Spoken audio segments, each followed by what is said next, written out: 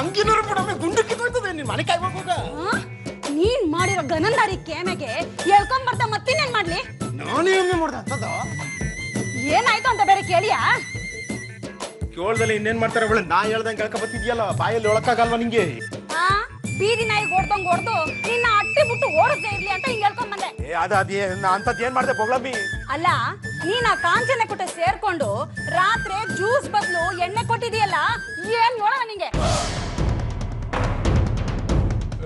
ಏಯ್ ತೆಂಗಿಯವ್ವ ಕೊಡಕ್ ಹೇಳಿದ್ಲು, ಕೊಟ್ಟೆ ಕಣಮ್ಮಿ. ಅದ್ರಾಗೇನೀಗ?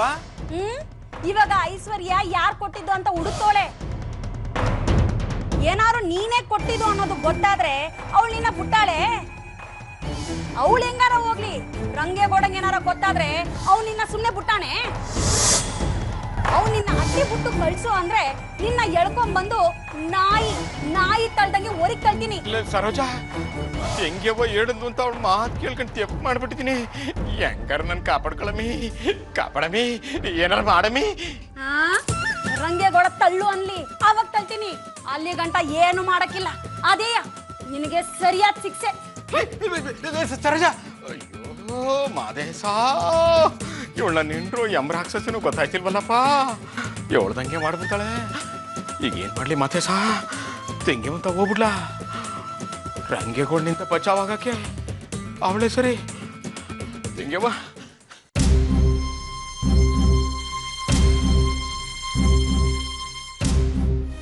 ಮತ್ತ್ಯಾಕೆ ಬಂದೆ?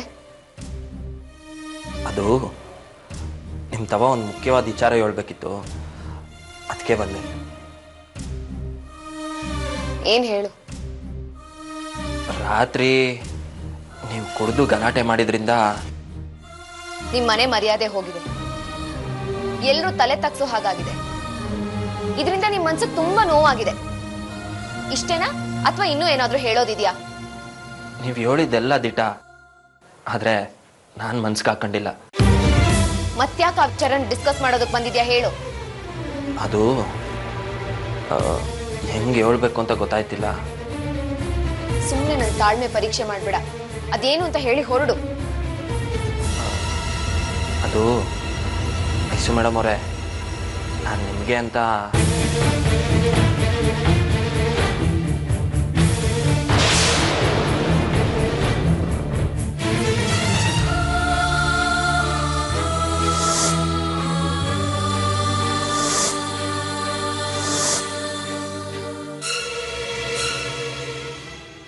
ತಗೊಳ್ಳಿ, ನಿಮಗೆ ಅಂತಾನೆ ತಗೊಂಬಂದೆ.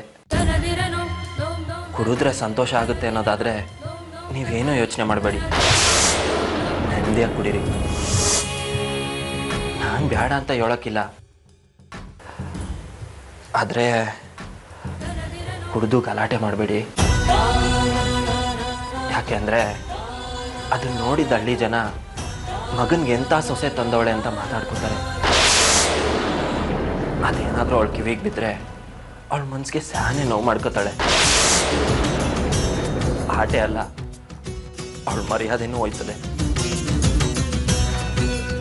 ಅದಕ್ಕೆ ಇನ್ಮ್ಯಾಗ ನಿಮ್ಗೆ ಇಷ್ಟ ಬಂದಂಗೆ ಕುಡಿದು ಗಲಾಟೆ ಮಾಡ್ದಂಗೆ ಕ್ವಾಣೆಲೆ ಮನಿಕಳಿ.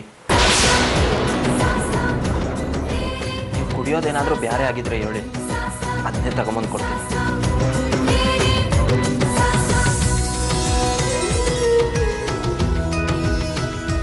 ಹೆಜ್ಜೆ ಹೆಜ್ಜೆಗೂ ಅವಮಾನ ಮಾಡ್ತಿದ್ಯಾ? ನನ್ನ ನೀನ್ ಏನ್ ಅನ್ಕೊಂಡಿದ್ಯಾ? ಏನು ಅನ್ಕೊಂಡಿಲ್ಲ ಐಸು ಮೇಡಮ್ ಅವರೇ. ನೋಡಿ, ನೀವು ಇಷ್ಟಪಟ್ಟಂಗೆ ಈ ಹಟ್ಟಿಲಿರಬೇಕು, ನೀವು ಯಾವಾಗಲೂ ಸಂತೋಷವಾಗಿರಬೇಕು ಅನ್ನೋದೇ ನನ್ನ ಆಸೆ. ಅದಕ್ಕೆ ಇದನ್ನು ತಂದ್ಕೊಟ್ಟಿವ್ನಿ. ಓ, ಅಂದ್ರೆ ನಾನ್ ಸಂತೋಷವಾಗಿರೋದನ್ನ ನೋಡೋದಕ್ಕೋಸ್ಕರ ನೀನ್ ಇಷ್ಟೆಲ್ಲ ಮಾಡ್ತಾ ಇದ್ಯಾ? ಹೌದು. ಪ್ರತಿದಿನ ಈ ಮನೆಯಲ್ಲಿ ನೋವು ಅನುಭವಿಸ್ತಾ ಇದ್ದೀನಿ. ಆದ್ರೂ ನೀನ್ ಯಾವತ್ತು ನಿನಗೇನ್ ಇಷ್ಟ, ನಿನಗೆ ಹೇಗಿರ್ಬೇಕು ಅಂತ ಅನಿಸ್ತಿದೆ ಅಂತ ಒಂದು ಸಲನಾದ್ರೂ ಕೇಳಿದ್ಯಾ?